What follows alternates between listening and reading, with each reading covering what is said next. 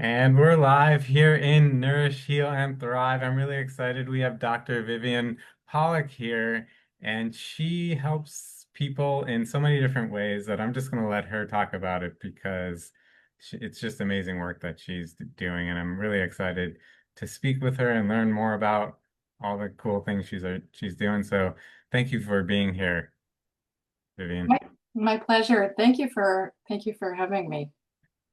Yeah. This is gonna be exciting. So tell everybody a little bit about who you are, where you're from, and what you do.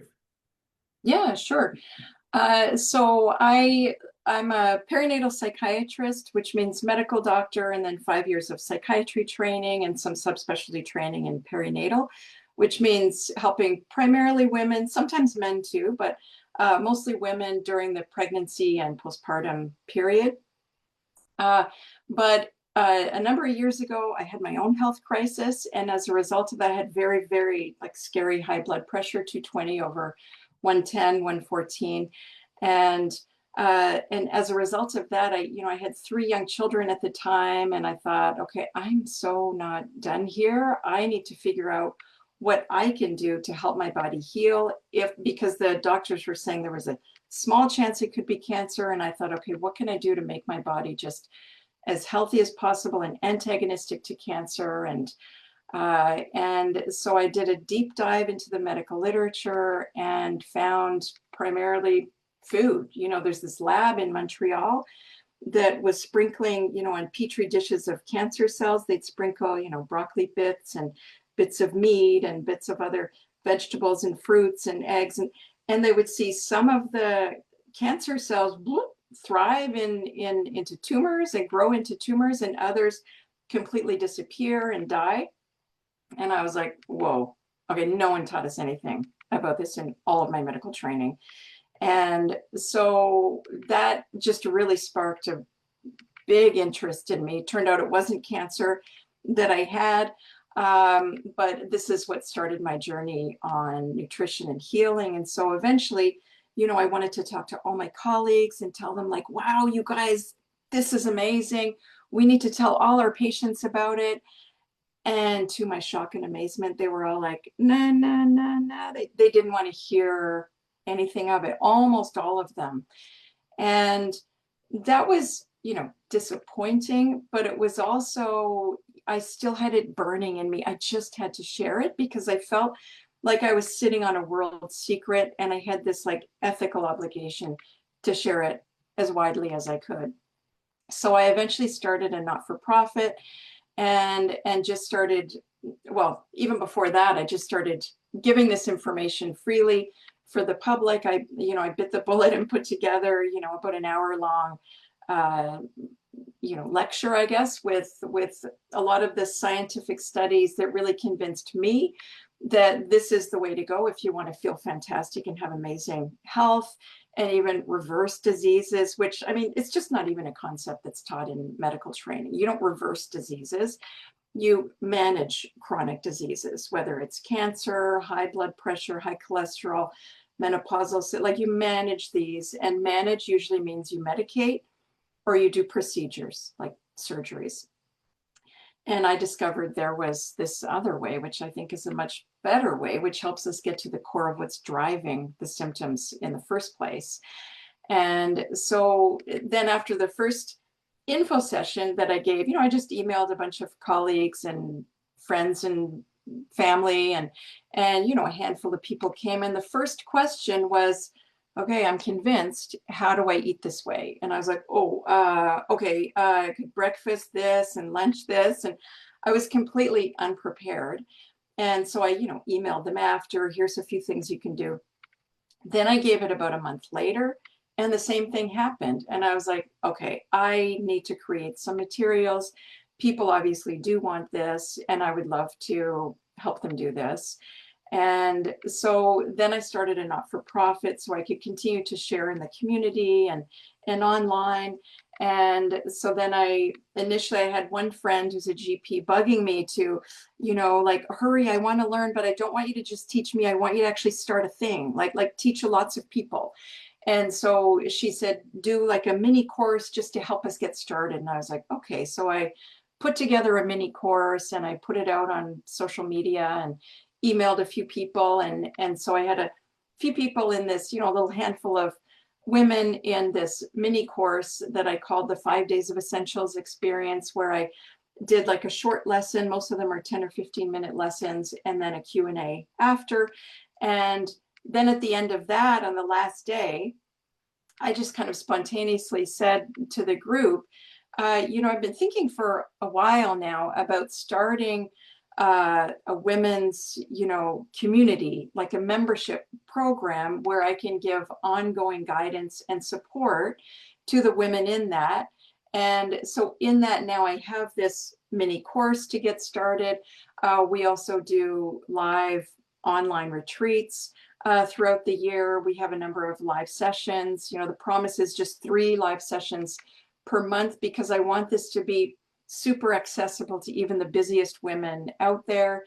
And so that's what, there's a recipe site where I'm always putting up our family's favorite recipes, and just reaching out to them all the time and asking them, like, what would be most helpful? Like, what do you need? Is there anything you need now that I could add or swap with something else? And so just kind of they're helping me grow this and evolve it into something that's just going to be, I hope, really useful. And the results I'm seeing in that are mind boggling. Like, even things that I didn't know were possible are happening to the health of these women and the well-being. And it's just very gratifying and fun.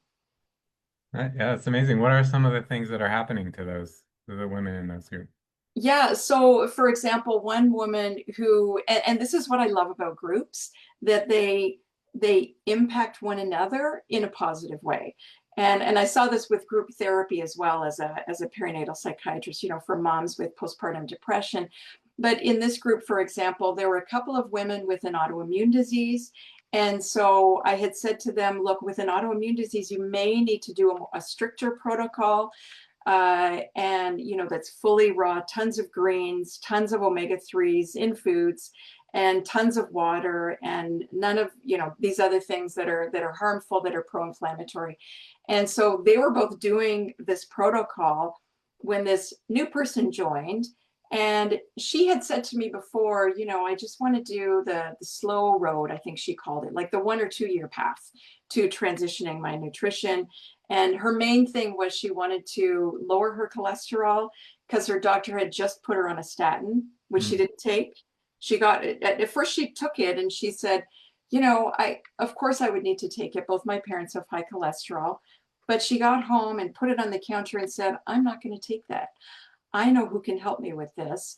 And so she actually jumped on that same rapid healing protocol bandwagon. And 4 weeks later, her doctor called her and said, wait, don't take the statin. You don't need it. Your cholesterol is coming down so fast and so nicely. And, what are you doing? And so she's like, well, I'm eating plant-based. And what are some other things? I think of Raylene, who's also on the website, reversingdiseases.org. There's just a written blurb for her, but we actually presented to the support group a few months ago, and she talked about all her 7, what she calls magical moments. So off the top of my head, in the first week, her constipation of, like, I don't know how many years, I think it was 15 years, was gone within, I think, 3 days. She started losing weight. Reflux was gone. Then by 3 weeks, she didn't weigh herself, but until the end of 3 weeks, when she'd lost 15 pounds, her hand pain, which she described to me as being so severe, so significant, that she couldn't open door handles. And that was gone, completely gone at 3 weeks. And I was like, what? There was no diagnosis for it. So we don't really know what it was. And then the thing that she said was the most significant to her was that her goiter of 20 years, which is a big lump in her neck, from having this Hashimoto's autoimmune thyroid disease, an underactive or hypothyroid disease, was gone. It had been so large that it impaired her swallowing. And after just 3 weeks of changing her food, it had disappeared. What were the other things she had? So she went on to lose, I think another few months later, she was down 25 pounds. Like, just the women find that they lose weight and the weight stays off instead of this yo-yo dieting, and which we all know about. I know very well about yo-yo dieting as well, having done that myself years ago. And what were the other things she had? Oh, her energy was so much better. She was sleeping more soundly, and these had been longstanding problems that she was just really happy to get rid of. Another one I can think of is a woman with severe pain from arthritis. She's actually a dear friend of mine, and when I was on my way back from a big plant-based nutrition healthcare conference, I flew home via Vancouver, where she lives, and she was super keen. She wanted to hear all about the conference, and she had gone plant-based years before, or at least vegan, and but had kind of gone on and off that. So she was back to eating eggs and yogurt and things like that.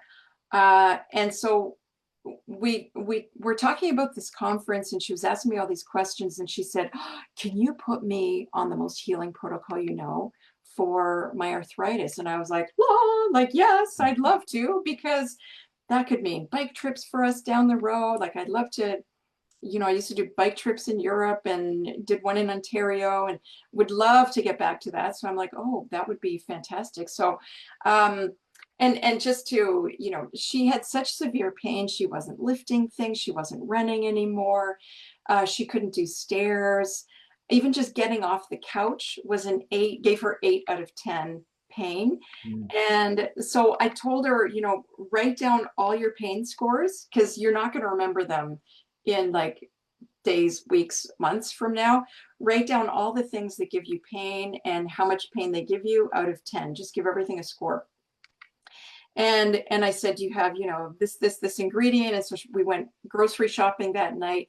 And the next morning, I started her on the protocol. So I did all the food prep on day 1. And then on day 2, she wanted to help me so she could also learn how to, like, chop vegetables fast, because you don't want to be, you're eating a lot of vegetables. So you want to be able to chop them fast and have good knife skills without chopping off digits.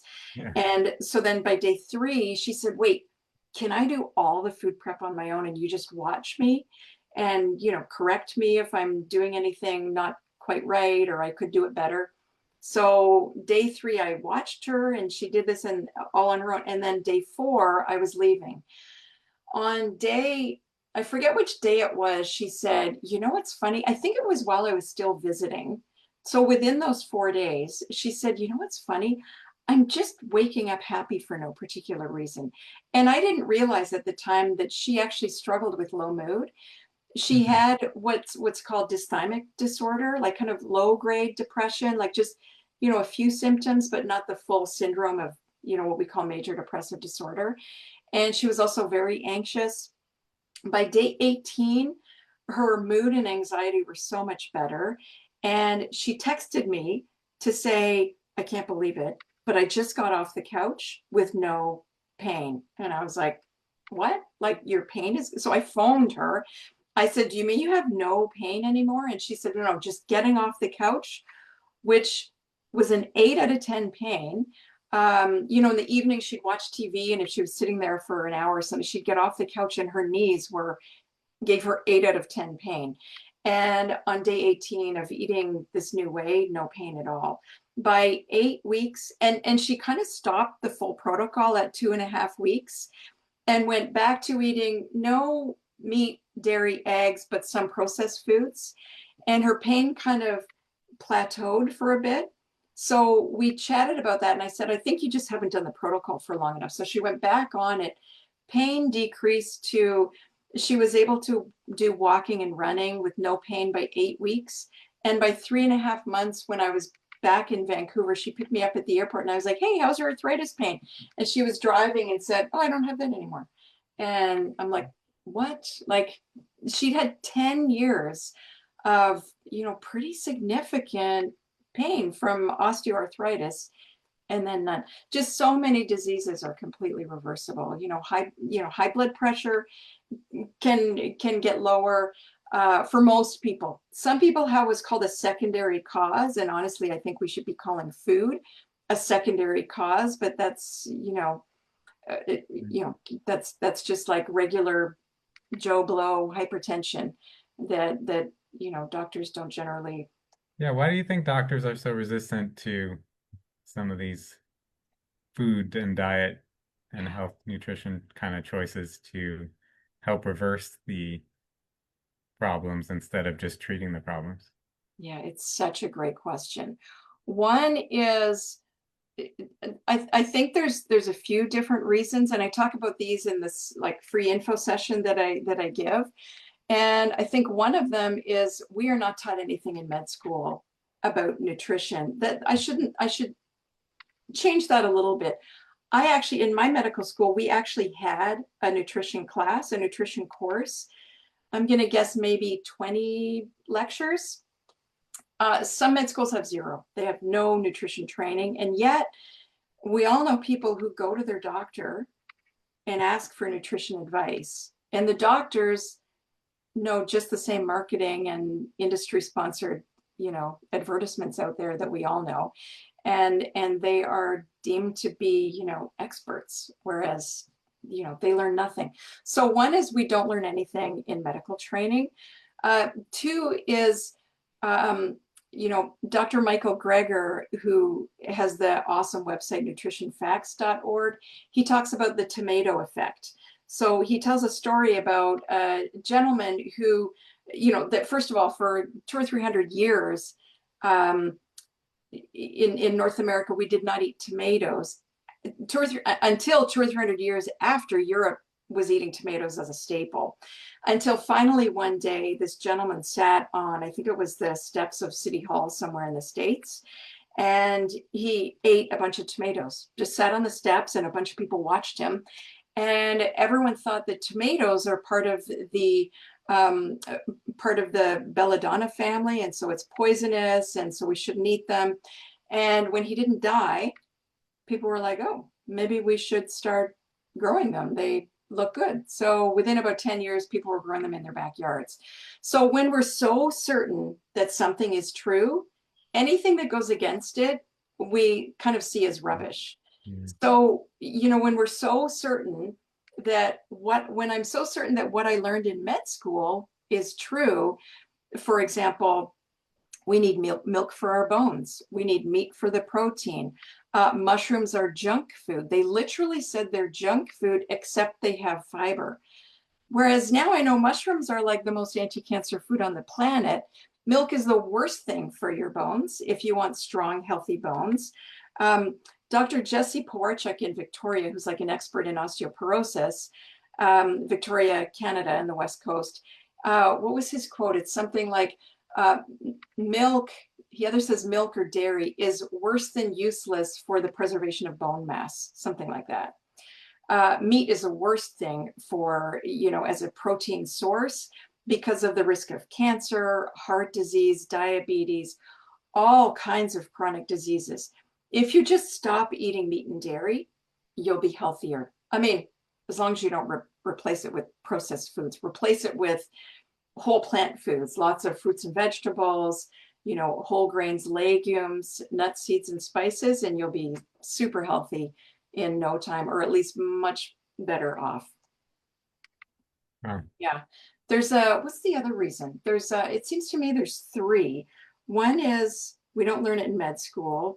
Another is the tomato effect. Oh, and of course, the third is huge. It's industry. So all the lobby groups that are promoting, for all those years of those great enticing dairy ads saying, it's pure and wholesome, it's the best food, it's nature's best food, and all those things that's not science, that's marketing. Yeah. Right? And all the poultry industry, the egg industry, the beef industry, these are powerful, powerful, powerful industries. The junk food industry, sugar industry, they spend billions of dollars to confuse the public, to add doubt. When there's a great study, an ethical, compelling study on the power of food to reverse disease, they will do another quote unquote study to cast doubt on the previous one. So most people in the public are, if they're not, if they're not really carefully paying attention and they're just watching news, they're confused. They don't know what to eat, what's healthy. Oh, they said, tomatoes were healthy, then they said they weren't, I shouldn't eat them. Meat's healthy, then they said I shouldn't eat. Like, I don't know what I should, I'm just going to eat whatever. Right. And that's what they do, and that's the goal of industry, I think. Yeah. Yeah. Yeah. So your recommendation is go completely plant-based, or what do you recommend for people that want to get healthier? It depends. Do you need to go 100% fully plant-based? It depends. It depends on what your goal is. I mean, if you have rip-roaring kidney failure, 100%. You need 100% plant-based, not a morsel of meat. Some experts have found that even a morsel of meat with kidney failure can put you back, 2 or 3 weeks. It needs to be really strict for some diseases. Same with autoimmune. You need to be fairly strict, not quite as strict, I think, as with kidney failure. But with many diseases, you can just eat, primarily whole food plant-based, and you'll get great results. And if you're not, then get some help. But in my membership, for example, what I teach women is to set a goal. Step one, I think, is figure out your reason for doing this. When you're changing something as fundamental and as challenging as your diet, which is, there's tradition attached to that, there's emotions attached to that, there's family, friends, social gathering. There's so many things tied up in food, in what we eat. And so, what I tell people is start, first of all, figure out why you want to do this. Why is it so important to you to change your diet? And write it down, stick it on your fridge, put it in your purse, your back pocket, like put it on your bedside table, put it on your pantry, so that when you're reaching for food that might be off plan, if there's no one else in your house, I mean, get rid of all the food that's off plan if you can and if you want. But otherwise, focus on your why and keep that front and center, because it's really important for people to achieve what they want in the long term than to have what they want right now and have, titillated taste buds for 2 minutes. And then they're like, oh, then they feel guilty and ashamed, and that whole cycle. But if they can figure out their why, I think that's a really important first step. And then depending on what their reason is for doing this and which disease or diseases they're struggling with, that kind of determines what they're going to eat. So I teach women in the membership to transition as rapidly or as slowly as they want. So, personally, my husband and I, and then our kids later, we transitioned over years, really.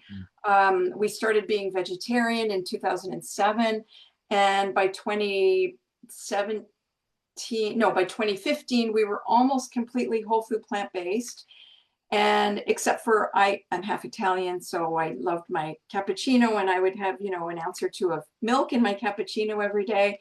And then I actually had a breast cancer scare. I had a mammogram that was abnormal and had to have biopsies, which was very scary for me. Turned out to be nothing, but that was the day I was like, boop, no more milk, no more dairy, because the research really, it looks like it's a carcinogen.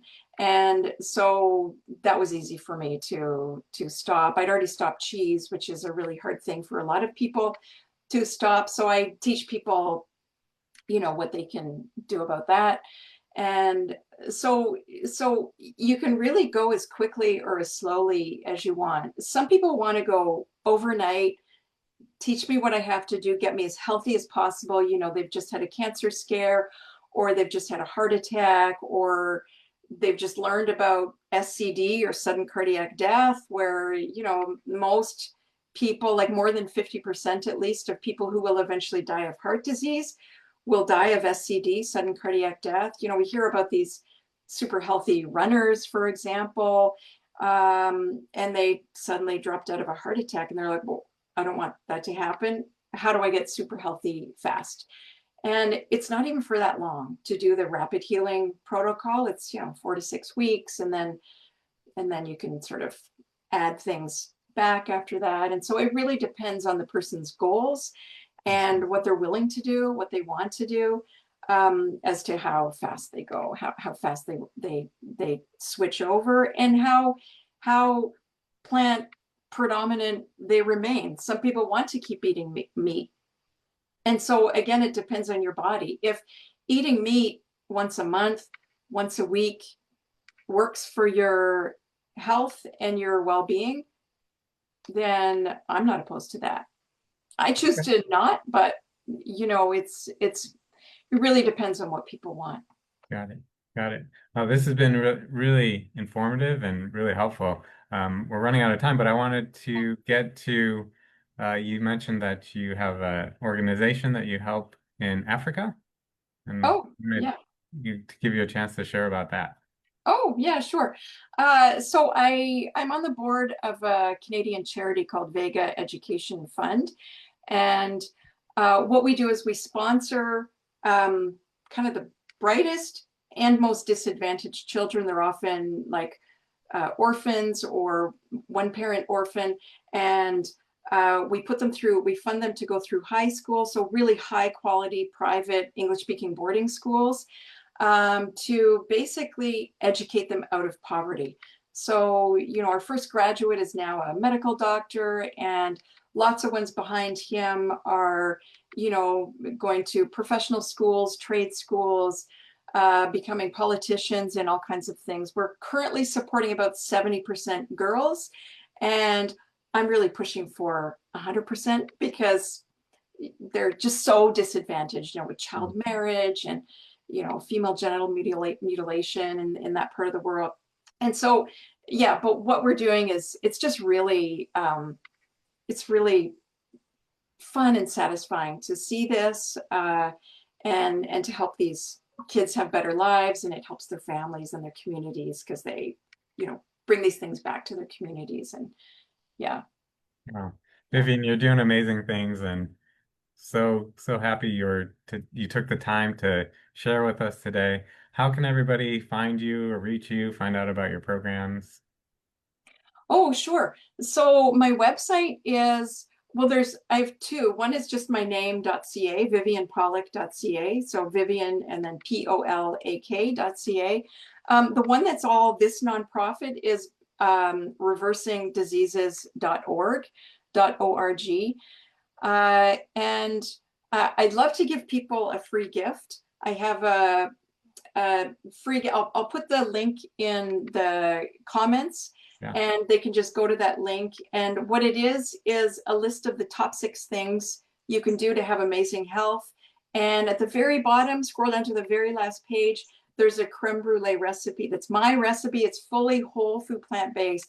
I actually looked again this morning. There still isn't, from what I could find, there still is no whole food, plant-based recipe for creme brulee online. It's delicious. Yeah, it's very yummy. And Sounds then good. if anyone wants to join the membership, you can also just go to reversingdiseases.org and look it up on that website Okay. under services and membership.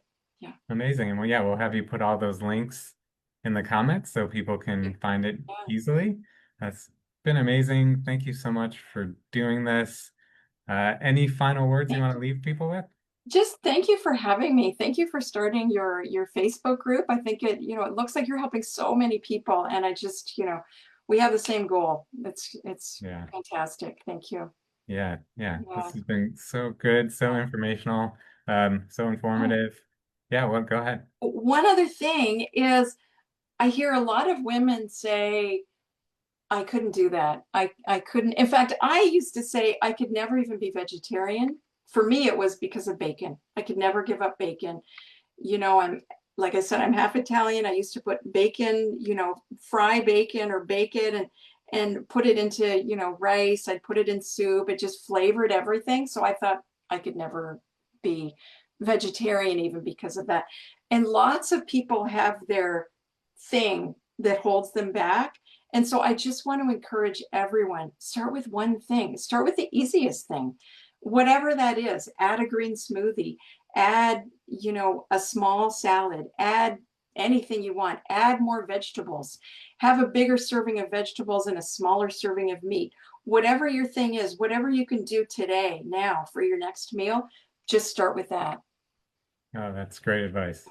Great advice. So thank you so much, Vivian. This has been My amazing. pleasure. Thank you so Yeah. much. Yeah. For everyone that's watching or listening and you resonate with Vivian and you want to find out more about her programs and you want to get her recipes, then check out the links that she's leaving in the comments. And if you like what we're doing here in Nourish, Heal, and Thrive, comment interview and we'll spotlight you. We'll share your gifts, or if you're struggling, we'll give you the support you need. So thanks again, everyone, and we'll see you at the next one. Awesome. Thanks a million, Derek. Bye. Thanks, everyone. Bye.